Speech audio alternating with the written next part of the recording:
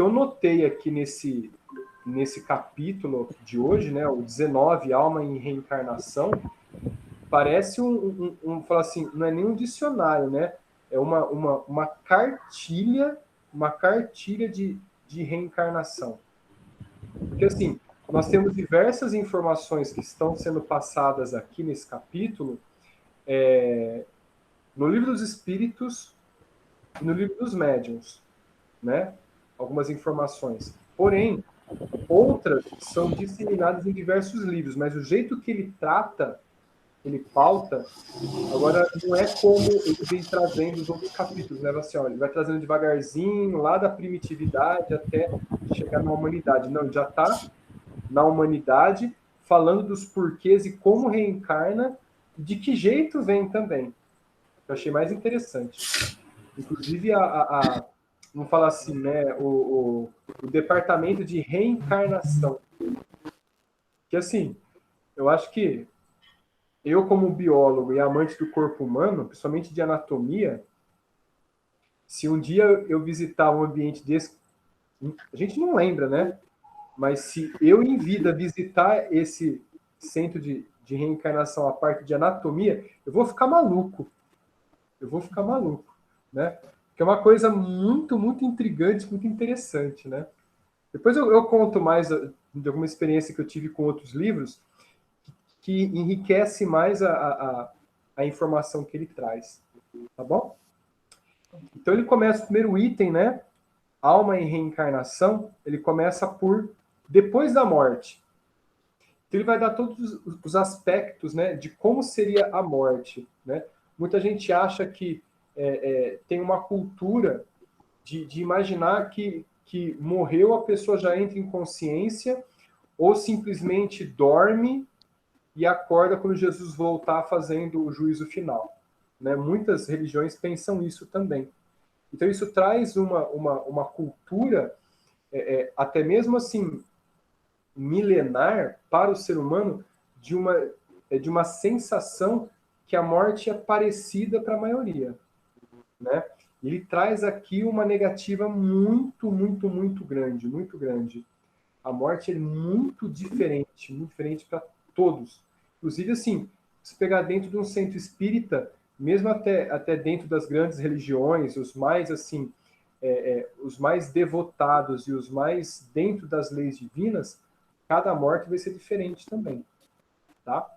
Ele diz assim, ó, após a morte física, sofre minuciosa purgação. Essa purgação eu vejo que é uma autoanálise, né, após a morte, e vamos falar assim, uma intrigante complicação, reflexo da vida que viveu. Se é muito tumultuada ou pouco tumultuada, se precisa ainda de alguma resignação ou não. Então, por isso que ele fala assim, ó, sofre minuciosa purgação. Então, encontra um pouco de desamparo e desespero. Desamparo nem tanto, né? Mas mais o desespero. Mais produtivo e maior no arrependimento. Então, quanto maior o arrependimento que ele possa vir a ter, mais rápido é essa purgação, né? Pois abençoadas mudanças depurarão seu espírito. Então, assim, já nessa frase a gente já começa a ver que cada um já é diferente de todo mundo. A gente pode ter a mais santa vida, que se você não tiver depurado o suficiente, mesmo santificando sua vida, você vai ter uma purgação um pouco mais dura, porque você recebeu toda a orientação, recebeu todo o processo, ferramentas para poder aumentar o seu conhecimento espiritual e algumas vezes deixou de lado. Aí vem o arrependimento, bate o desespero, né?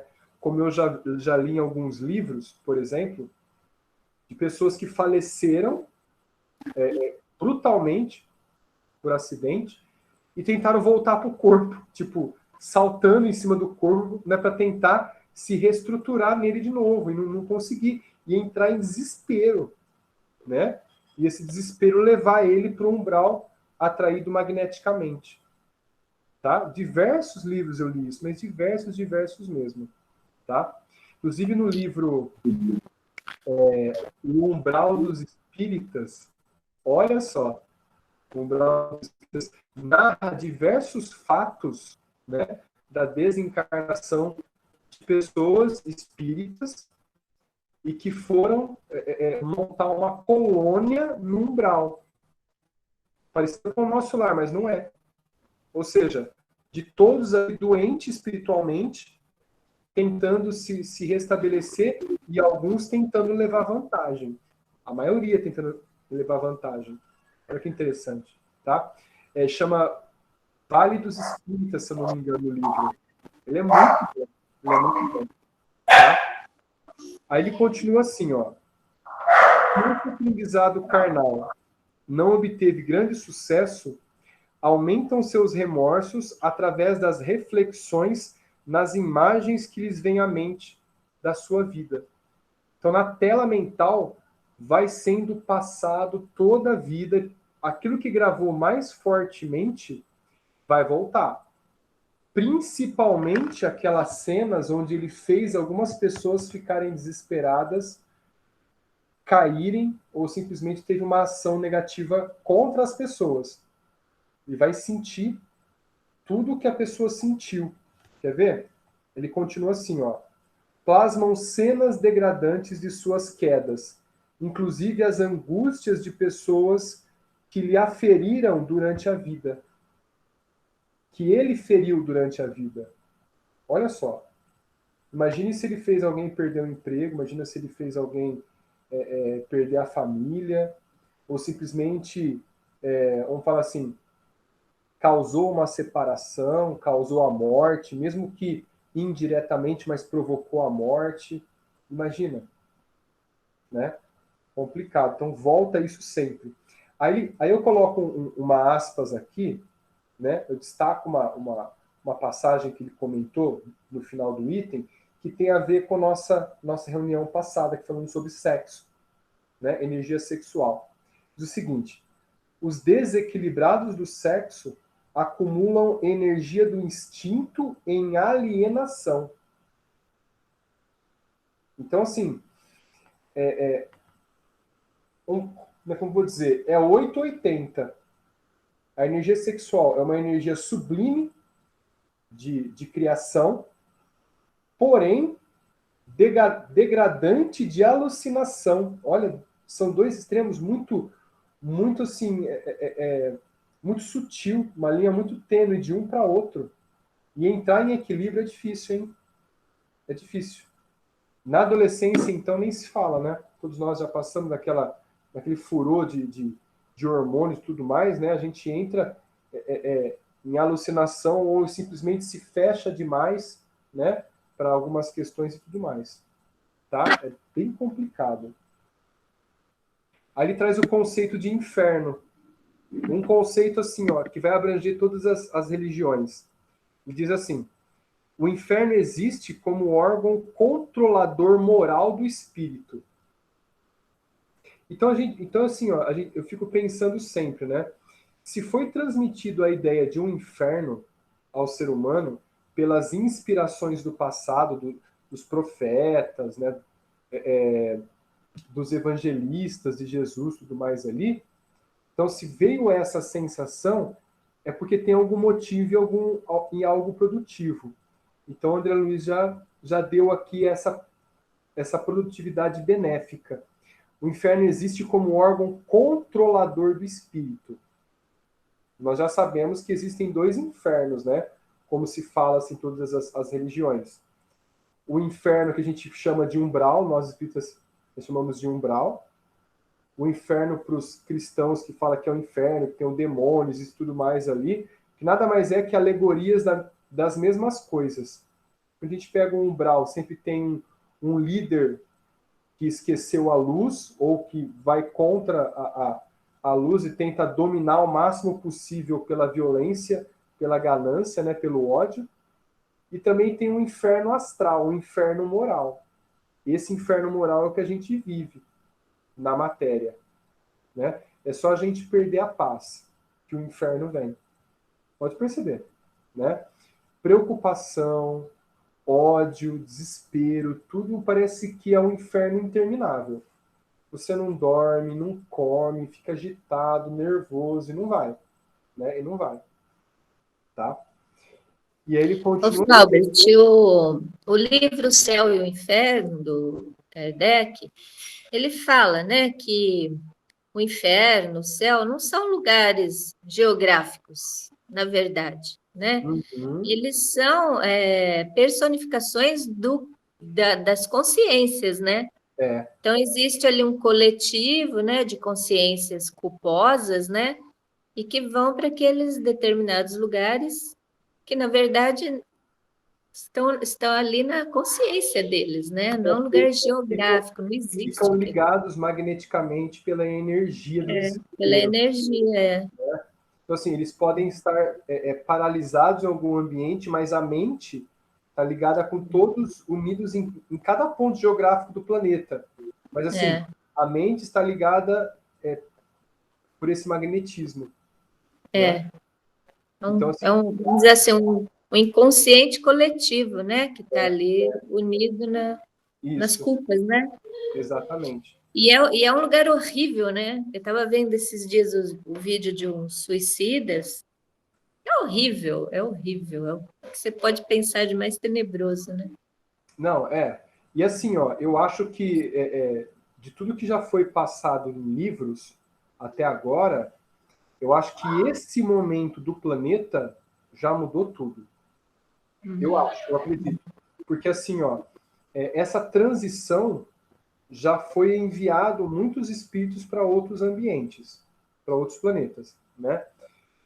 Como eu ouvi algumas cartas no começo da pandemia, cartas enviadas aos espíritas, dizendo que o umbral está silencioso. É. Assim, Mas imagina a situação desses planetas primitivos, né? Que nossa, situação que eles vão reencarnar, né? nossa, então, Situação mas terrível. assim, né? vão ser os nossos egípcios lá, entendeu? Uhum. A nossa consciência e evolução hoje é de um Deus num planeta primitivo. Então, como eram julgados os egípcios, que eram considerados deuses, né? Os faraós, né? Altos, altamente inteligentes, mexendo com energias, imagina em planetas bem primitivos. O que não vai se fazer de atrocidades lá ou de benfeitorias, depende da revolta ou depende da reforma íntima de cada um nessa viagem para lá. Porque Mas eles faziam sacrifícios humanos, né? Quer dizer, eles tinham um lado, vamos exatamente. dizer assim, tecnológico, né? Sim. Avançado, mas moralmente. Mas você quer ver? Pega aí um pouco tempo atrás, é que a gente não tem muitas notícias sobre isso, mas de vez em quando aparece sacrifícios de animais para magia negra. Agora, imagina sacrifícios humanos para magia negra. Também tem, ainda. Tem. Entende? Então, assim, essa mente levada para lá vai fazer sacrifícios também, né? Até conseguir um desespero tanto, tanto, tanto e total que mesmo ele sendo muito assim odioso, né, ele vai acabar sofrendo uma repulsa daquele ambiente para sofrer degradantes quedas para que ele melhore moralmente pela força, pela dor também. Porque no planeta primitivo você está desenvolvendo ainda um ser humano, um ambiente totalmente inóspito, muito quente, muito frio. Essas variações de temperatura são muito grandes, sabe? A rusticidade ambiental ela é muito grande, né?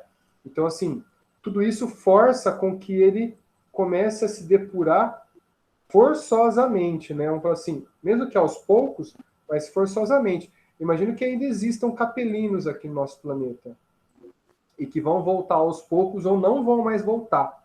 Pegaram tanto amor à família terrena aqui que não vão voltar, né? Então, assim, meio difícil. Tá? E aí ele coloca assim, ó, a depuração do mal ocorre defrontando o próprio mal. Olha o que a gente acabou de comentar. Então, de tantas atrocidades, ele vai se defrontar com o próprio mal, que fez aos outros, fazendo ele também receber esse mal, para ver o tamanho da dor. A causa e efeito, né? Exatamente, a causa e efeito. Nesse estado que nós estamos hoje, do planeta, não é tudo se paga com o mal. A gente também sabe que, né, um gesto de amor cobre uma multidão de pecados. A gente sabe disso. Mas para chegar nesse mérito, poxa, precisamos caminhar bastante, né? E aí ele continua assim, ó. Deste modo, o inferno é um grande hospital. O inferno é um grande hospital que se encontra patologias diversas, inclusive as da alma. Quando ele fala patologia, ele fala doenças de qualquer tipo, tá? E se alimentam por formas pensamentos em desequilíbrio, denominadas larvas mentais. Olha isso. Já diz Emmanuel, né? O planeta Terra é um grande hospital e uma grande penitenciária. O que a gente pode esperar dos habitantes do planeta? Ou doente, ou vilão, ou os dois. Então a gente está melhorando, né? E essas formas de pensamento, né? Elas vão se juntando e formando aí tudo que a gente está vivendo hoje, né? Sim, com certeza. Essa atmosfera psíquica muito forte. Né? Muito forte. Eu lembro que o Chico Xavier perguntou para o Emmanuel, né? O que é um condenado, o que é um prisioneiro, né? E Emmanuel respondeu, não, desculpa, não foi o Chico que perguntou para o Emmanuel, parece que foi o diretor de um presídio que perguntou para o Chico, porque ele foi até uma cidade, e aí o prefeito perguntou para ele, ô Chico, onde você quer ir aqui na cidade? Ele falou, eu quero ir para o presídio. Mas por que dá para o presídio? Lá só tem pessoas condenadas. Aí ele respondeu, condenados somos todos nós que fomos descobertos. Que fomos descobertos. Enfim, tem muita coisa que a gente não é descoberto nas coisas. Então a gente, né, tá ileso por enquanto. Mas aos olhos de muitos da espiritualidade, nós não somos ilesos ainda, né? Como diz assim o Divaldo, por Joana de Ângeles, que fala o seguinte: não existe injustiça, e sim injustiçado. Injustiça nunca. Injustiçado agora, mas antes não. Para se cumprir a justiça. Entende? Então começa a casar agora todos os nossos sofrimentos, né? Aí ele coloca como sementes de destino o próximo item. Coloca o seguinte, ó. Nesses hospitais de retificação, os sinais de renovação são atendidos por inúmeros agentes do serviço da luz para o auxílio. Olha só. Então, por isso que ele fala assim, depois da morte, entra em vamos falar assim, entra em um purgatório. Se ele tem um sinal de melhora, um arrependimento, já tem gente lá para ajudar. Já tem gente. Uma mãezinha que está esperando ele, né, mudar, uma avó, né, uma esposa, um filho que foi antes, né? Então, assim, todas as condições estão ali. Se não tem nada disso da família material dele, tem gente espiritualmente lá esperando ele. Com certeza. Né? A gente nunca vai estar sozinho. Eu espero ao menos que um cachorro meu esteja me esperando. Se Deus quiser, mas tu não vai estar reencarnando, porque animal tem que reencarnar rápido, né? Então, tadinhos, vou ver nunca mais. Só quando virar humano, aí eu vou lá visitar. Aí ele continua assim, ó. O doente acolhido pode rever com mais serenidade. Olha só, o doente acolhido pode rever com mais serenidade os compromissos deixados na reencarnação, deixados não cumpridos e também as quedas. Então ele vai analisar tudo isso, tá? Julgando seus males com incapacidade de se perdoar, de frente às oportunidades de elevação na luz do conhecimento. Então imagina assim, ó, a gente, as pessoas falam assim, a gente tenta fugir, mas não consegue fugir da própria consciência. Quem vai te julgar? Você mesmo. Você mesmo. No livro, esqueci o nome, Getúlio Vargas, livro Getúlio Vargas, ele psicografou. Quer dizer, ele ditou o livro que foi psicografado, né? Um livro muito interessante que conta detalhes da política que não são faladas nos livros, não são contados. E ele passa boa parte, depois que ele é resgatado, né, porque ele se suicidou, não falam quanto tempo ele passou para ser resgatado, né? Mas ele fala dessa ânsia de poder, porque ele foi realmente para ajudar. Ele ajudou muita coisa. Nós temos diversos benefícios aí que ele criou, que até hoje a gente não refez porque é muito bom. Então ele veio para poder mudar a política brasileira, literalmente. Mas ele se apegou no poder e não queria mais soltar. Até que teve o fatídico dia. Então diz assim, ó, quando ele melhora e começa a ter mais consciência, ele é levado por uma ala da colônia, onde ele analisa cada fato de sua vida. Todos. Todos, todos, todos. Ele fica analisando. E o livro não comenta o que ele se pergunta, sabe? Então o livro é muito bom, eu recomendo mesmo. Conta essa parte de análise de vida material no plano espiritual. Tá? Eu li esse livro, Flaubert, e Legal, né? esses políticos, eles vêm com a maior boa vontade, né? Eles reencarnam, que é para ajudar mesmo, né? Tem todo um planejamento, só que chega aqui eles se perdem, né? Se perdem no poder. Qual é o nome do livro? Getúlio Vargas. Esqueci o título dele, mas é a história do Getúlio Vargas. É muito bom. Só que assim, para quem não gosta de política, vai ler a história crua e pode até ficar meio monótono. Ele começa a ficar bom do meio em diante quando ele já começa a ter a consciência, porque o livro narra a política toda. Né? Como ele começou... O Getúlio, ele foi muito bom, né? Foi o considerado pai dos pobres, né? Sim. Ele fez muitas leis aí para os trabalhadores, né? Dando garantias aos trabalhadores, coisa que se tirou agora bastante, né? Mas ele também tinha o outro lado, né? O lado do ditador, o lado do que perseguia os opositores, né? Então ele tinha dois lados, né? Mas assim, o livro é muito bom. O livro é muito bom mesmo. Né? E aí, deixa eu ver aqui. Aí faz do outro item agora, que é a reencarnações especiais. Peraí, eu terminei? Não terminei ainda. Espera só um minutinho. Falta terminar. Ó. Aqui, ó.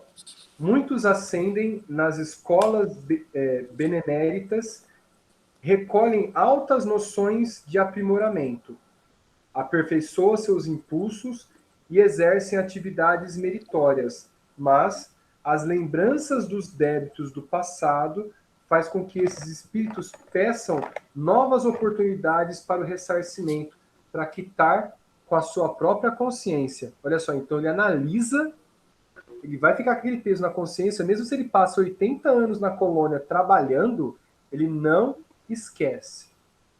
Não esquece. Tanto é que, assim, ó, eu lembro de um caso aqui de duas pessoas, dois espíritos benéficos, né? Que tinha, assim, a alta hierarquia, só que eles pediram para reencarnar. Eles não precisavam mais reencarnar. Mas eles pediram para reencarnar porque há muitas vidas atrás eles fizeram com que uma pessoa se suicidasse. Eles não esqueceram isso. Eles pediram para voltar, para poder ressarcir esse débito. Olha só. E aqui tem coisas especiais. Quando essas pessoas que têm uma alta hierarquia, têm uma condição moral melhor, para reencarnar, existe todo um aparato especial para eles. Diferente. Bem diferente, tá? Por causa dos créditos e dos méritos que eles acumularam ao longo da vida espiritual e da vida material também, né? De outras vidas. Tá bom? Aí coloca assim, ó. Nesses casos, é realizado o cuidado preparatório para uma nova tarefa, conjugando o reencontro com todos os credores, para que se redima perante a lei divina. Olha só. Então, ele precisa esperar que a pessoa que lhe fez algum mal também perdoe ele. E a pessoa que está na matéria, aí ele pode voltar. Eu lembro que acho que do filme Nosso Lar, tem um dos orientadores lá do André Luiz, que queria voltar para a matéria, mas ele não podia porque ele não encontrou ainda uma pessoa para poder se ressarcir com ela. A pessoa ainda não perdoou ele. Então, ele assim, ó, ele estava há muito tempo sem reencarnar, mas ele estava esperando com que a pessoa conseguisse perdoar para poder voltar com ela. Olha só, e ressarcir esse débito, que ele não esqueceu. Tá? E aí, deixa eu ver aqui. Tá, aí a gente finaliza esse item, tá? Aí ele comenta reencarnações especiais. Agora que a gente entende e a gente, assim, fica até um pouco sensível nessas questões, mas são questões necessárias, a gente vai entender o porquê, tá? Reencarnações especiais... Flaubert, dá licença. Ele não descreve, assim, como que se dá essa reencarnação, vai lá para o lugar do planejamento, né? Não, Às vezes participa desse planejamento, né? Ele descreve um pouco mais na frente, Sandra. Ele descreve, sim. Ele descreve na parte da reencarnação e evolução. Deixa eu ver. Não, particularidades da reencarnação. Ele descreve ali. Tá? Aí a gente chega lá e a gente comenta bastante coisa para falar disso aí. Tá? Aí ele coloca assim, ó. Ocorre sem consulta aos que necessitam ter certas lutas e perderam a capacidade de resolver temporariamente suas necessidades. Ou seja, aquelas pessoas que são tão assim inferiores ou estão tão obcecadas pelo ódio ou pela vingança que são colocadas na reencarnação compulsoriamente. Tá? Essas são as reencarnações especiais. São indivíduos que renascem com alterações cerebrais ou mutilações congênitas e que necessitam ser cuidadas por quem lhes deve carinho e abnegação. Nossa. Bem forte, né? Bem forte. São doentes internados em celas físicas pela loucura ou sofrimento. Então a gente entende as deformidades e as necessidades da deformidade, tá? Eu encontro, né, diversos alunos ali com diversas alterações genéticas e diversos níveis de intelectualidade. A gente percebe, às vezes muito brando, às vezes muito grave, né? E que se você para analisar, é uma inteligência encoberta. Porque, às vezes, ela demanda uma luz de inteligência que você fica assustado. É raro, mas acontece. Eu tive uma aluna que tinha uma síndrome raríssima, raríssima. Ela tinha 19 anos, ela tinha 1,20 m, se eu não me engano. 1,20 m, com uma cabeça de 4 anos de idade. Uma mentalidade de 4 anos de idade. Ela não sentia frio, um probleminha de pele que sempre escamava, sabe? É problema de visão, muito, muito, muito forte. Porém, ela trazia consigo ali, às vezes, uma nuance de inteligência tão grande, tão fantástica, que às vezes ela respondia coisas da aula de biologia muito a fundo, do nada. Ela estava brincando, olha só, eu dava aula para ela, mas assim, ela estava ali só para socializar, tá? Então ela brincando ali com o caderno dela, pintando, tudo mais, esperando eu desenhar para ela. E eu dando aula, de repente ela respondia uma coisa que eu perguntava, que eu olhava para a cara dela assim e ficava assustado. Sabe? Então é assim, ó, a gente percebe um véu para encobrir uma inteligência avançadíssima. Avançadíssima. Tem que ter muita sensibilidade, inclusive, para poder perceber isso. A dona da escola percebia algumas vezes, ela me contava, sabe? Então eu já ficava mais esperto, porque quando começou isso, eu não percebia. Depois que ela me contou, comecei a prestar atenção. E realmente, tá? Realmente. E aí ele continua o próximo item, ó. Reencarnação e evolução. A reencarnação não é apenas reparação, mas assimilação de conhecimento moral ou virtudes, tá? Mas os espíritos desencarnados também encontram expansão nas cidades espirituais. Olha só, aquelas pessoas que não reencarnam e que estão desenvolvendo trabalhos magníficos e se evoluindo espiritualmente, né? Outras modalidades de trabalho e estudo lhes garantem novos fatores de evolução, mas raras exceções adquirem acesso definitivo aos planos superiores. Ó, é raro, hein? Você adquirir uma evolução mais consistente e não precisar mais da reencarnação, né? A maioria está ligado às emoções familiares, bem como os espíritos missionários.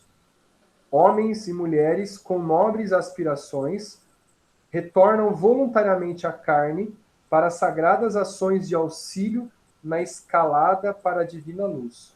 Então, assim, ele faz uma comparação. Mesmo aqueles missionários também estão ligados à família. Então, até deu algumas profissões, né?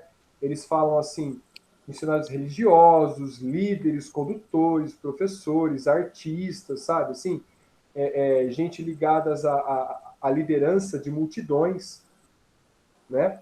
Então, retornam na carne, mas estão ligados também às famílias, tá? Então, eles precisam retornar, tá certo? Tanto o progresso quanto a expiação sofrem problemas e fadigas, como numa escalada de uma montanha, tropeços e embaraços que nós próprios criamos no caminho. Então, assim, quem complica a nossa reencarnação somos nós, né?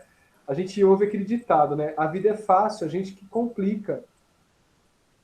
Muito, muito, muito, muito, muito, né? Eu estou conversando com uma pessoa, com uma ex-aluna, tentando ajudar, e ela psicologicamente está totalmente abalada, sabe assim? Só que ela não quer fazer esforço, tem que ser na marra, para sair daquela inércia, sabe? Então, assim, estou tentando de qualquer forma, com orações também, até forçosamente, conversando com o pai dela, né? Força algumas situações para ela ver como é bom fazer algo na vida. Porque se fosse por ela, ficar deitada assistindo série o dia inteiro. E ela já tem 22 anos de idade. Olha só. Não faz faculdade, não trabalha, não faz nada. Nem ajuda em casa. Então, assim, um caso complicado de inércia de vida total. Se Deus quiser, né, melhora pelo menos um pouquinho. Vamos lá, vamos ver. Vamos seguindo. Aí, eu Acho destaquei... que são aqueles espíritos estacionários, né? Que Sim, existem os estacionários, né? sim, Eles sim. simplesmente não agem, não reagem. Não age, não reage, exatamente. Não age, não reage porque não querem. E não querem ver algo benéfico. Essa é a verdade. Né? Não querem ver. Aí, eu destaquei no final desse item uma frase que foi bem interessante. Se soubermos suar no trabalho honesto, não necessitamos suar e chorar no resgate justo. Nossa, essa frase aqui é magnífica. É magnífica. Porque assim, mesmo na honestidade, a gente vai suar no trabalho. A gente chora o resgate, porque a gente não lutou honestamente no passado. Por isso que hoje nós resgatamos algo. Olha que interessante, tá? As causas das aflições não apenas estão no passado, pois através da marcha de hoje podemos agravar, adquirir ou aliviar as nossas situações, refazendo o nosso destino constantemente, tá? Constantemente. Aí vai entrar na parte que a Sandra falou agora.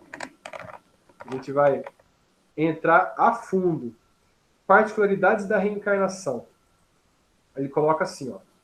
A reencarnação é singular e muito particular de cada indivíduo, assim como a morte. Como nós vimos até agora, a morte tem diversos fatores, né, que se chega na vida espiritual, a reencarnação também, né?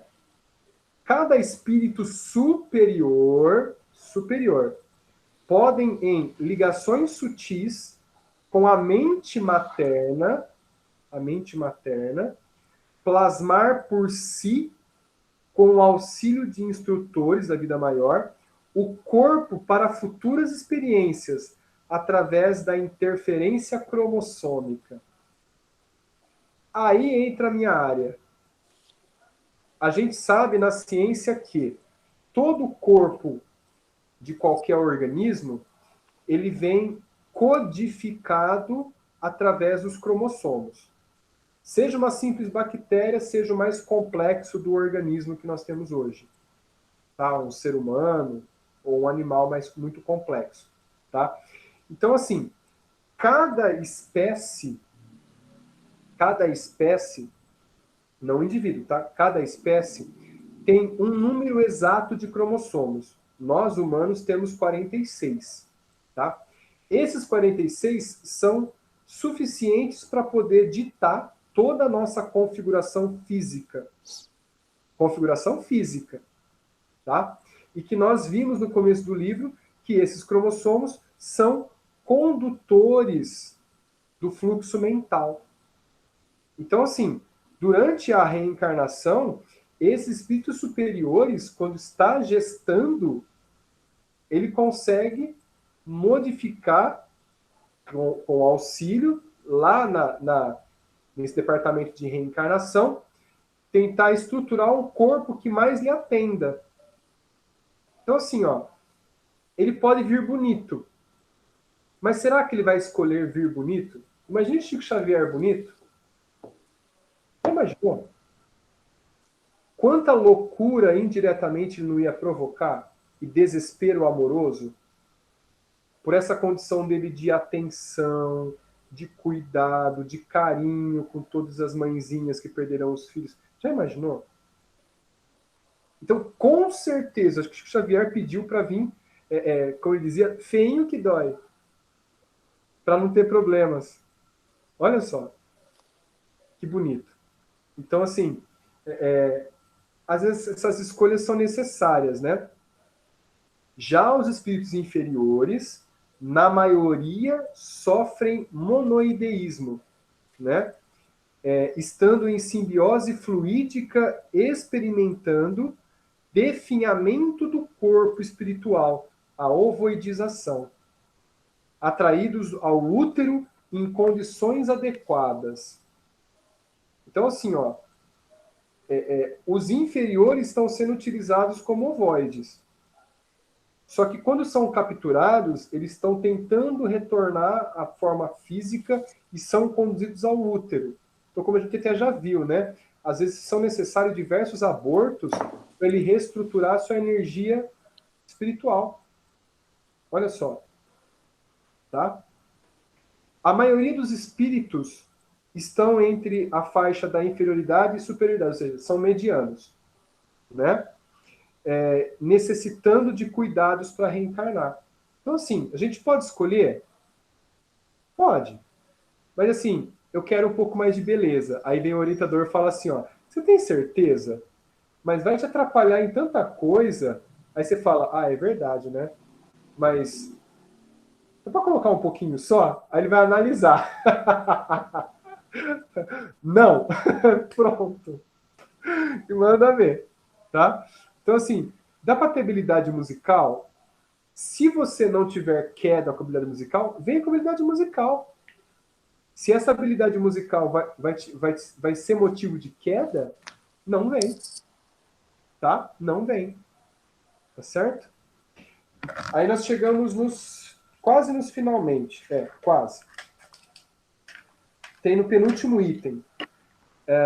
Restringimento do corpo espiritual. Aqui também é complicadinho, tá? Institutos de anatomia auxiliam os mapas genéticos, olha só, os cromossomos, os mapas cromossômicos, em serviço dos reencarnantes, de acordo com as obras edificantes no currículo da existência. Eu lembro de um livro, eu não lembro, eu acho que é de André Luiz, não lembro qual foi, não sei se era Missionários da Luz, ou... Como é que é o outro nome mesmo? Fala sobre os ovoides? Oi? É o Libertação, não? Não lembro, não era Libertação, é um outro. Acho que era no Mundo Maior. Tinha uma passagem que o reencarnante foi ao departamento de anatomia. Tá. Ele viu o corpo dele esculpido. Nossa. E aí, quando o projetor... Nossa, é um artista o cara que faz isso, é um artista, né? Ele pediu para ver o corpo, e aí o projetor do corpo, a entidade que projetou o corpo dele, pediu para que ele se aproximasse do corpo. E ele acabou percebendo até as células em funcionamento. Nossa. Então, simplesmente assim, ó, não é só a escultura, é a réplica. Fantástico. É a réplica de como ele seria. Né? Eu achei essa parte muito fantástica. Imagina a gente se vendo ali em tamanho menor e falando assim, ó, dá para você colocar um pouquinho aqui ou um pouquinho ali? Aí vem o orientador atrás. Um avatarzinho. Um avatarzinho. Aí vem o orientador. Será que você tem capacidade de suportar isso? Melhor não, né? Tira mais, então. Tira mais. Então, assim, tem tudo isso. Mas é muito interessante, né? É demais. Acho que esse capítulo aqui foi o mais leve que a gente recebeu até agora, né? Pra gente fazer. E interessante também, muito interessante. Tá? E o último item... não, desculpa, a última frase, né? Os reencarnantes são admitidos em hospitais, isso aqui é muito legal. Os reencarnantes são admitidos em hospitais com sonoterapia por magnetizadores específicos para reencarnar em condições apropriadas. Olha que interessante. Assim, quando a gente vai reencarnar, se é da nossa consciência e méritos, né? A gente vai passar por esse sonoterapia. Ou seja, a gente não tem méritos para reencarnar logo de cara. Vir até o corpo consciente, até a mãezinha futura, e passar pela miniatura... Como é que é? Miniaturização. A gente vai ser miniaturizado para poder ser incorporado no óvulo e ali desenvolver, né, magneticamente todos os nossos tecidos. Então, assim, quando não se tem esse mérito, a gente vai acabar tendo uma sonoterapia, dorme muito, haja visto os bebês que dormem muito, né? E nessas condições são encaixados exatamente no momento certo. Olha que legal, né? Então, assim, em condição apropriada e é muito justo. Imaginou? A gente ir para uma família que não quer a luta para reencarnar, como acontece em alguns abortos. O reencarnante, ele recusa, em todo custo, e consegue abortar a reencarnação. Tá? Aí o último item é corpo físico. Só dá uma pincelada ali, né? Uma reunida em tudo. Cada genitor sanguíneo proporciona todas as possibilidades ao reencarnante, físicas para a materialidade da vida. Então, a genética dos pais possibilita a formação de estruturas específicas que ele necessita para poder cumprir a sua material. Tá? Se recorda em partes de experiências pregressas que serão defrontadas por circunstâncias favoráveis ou desfavoráveis no caminho do aprendizado ou do ressarcimento falido. Às vezes, deve sofrer mutilações, doenças e privações educativas, para que se levante vitorioso na ascensão da imortalidade. E a gente fecha um capítulo. Agora eu acho que está muito mais tranquilo, né? A gente conseguir ver um capítulo por reunião. Tá bem mais suave, né? Mais compreensível. E esse aqui foi o mais leve de todos que a gente recebeu. Tá? Muito bom. O que vocês acharam? Fantástico. Muito bom. Né? Nossa, muito legal. Esses espíritos assim que vêm com missões especiais, né? Eles devem sofrer horrores, né? De obsessores mesmo, né? Que querem impedir, né? Que sim, eles bastante. vêm, né? Bastante. Porque, assim, como diz o David, eles estão numa prisão física. A mente flui, mas ela está cristalizada. Né? E todos os devedores vão atrás, vão cobrar espiritualmente, vão cobrar. Independentemente se está... ele sabe que está num corpo ali, mesmo muito debilitado, é aquele monstro que foi para ele na vida anterior. Eles vão ficar ali, direto. Então imagina assim, ó, pressão mental, aspiração para coisas ruins, surtos mentais, né? Eu lembro que essa mocinha que eu dei aula aí, que tem um problema muito grave, né, uma síndrome muito grave, quando entrava em surto, olha, complicado. Então, assim, surtar era fácil, mas por que provocava o surto dela? Entende? Às vezes não tinha explicação. Agora tem. A gente aqui conhece, né? Às vezes pode vir de um start espiritual que ela está recebendo como sendo a própria mente dela, mas não é. É uma excitação do obsessor. Lá no... Eu falo porque a gente vê... Pode falar, Chico. Não, pode falar. A gente vê nos nossos trabalhos, às vezes, chegando bebês que não dormem, crianças assim, de 2 a 5 anos, bastante doentinhos ou com problemas para dormir, né? E aí a gente vai ver, são médiumzinhos já, né? Eles são médiums, então acho que eles Você têm... sabe que assim, ó, a minha filha, ela nunca dormiu bem. E mesmo essa noite, minha mulher, essa manhã, eu acordei para fazer um estudo aqui em casa, e aí ela veio aqui no escritório, eu estava estudando aqui, ela veio e falou, a Eva teve um pesadelo. Estava dormindo com uma cara de choro e chorando sentida, sabe assim, por algum sonho. Eu sei que não é sonho, né? Mas eu sei também que, nossa, a gente sempre teve as noites dela muito perturbadas, sabe? Não perturbadas, inconstantes. A maioria das noites, até 1 aninho e meio dela, foram bem complicadas. A maioria, bem complicadas, sabe? Dormia A minha pouco. filha também tinha uma dificuldade tremenda para dormir. Ela não dormia de dia, ela não dormia de noite. Eram cochilinhos que ela dava, cochilinhos.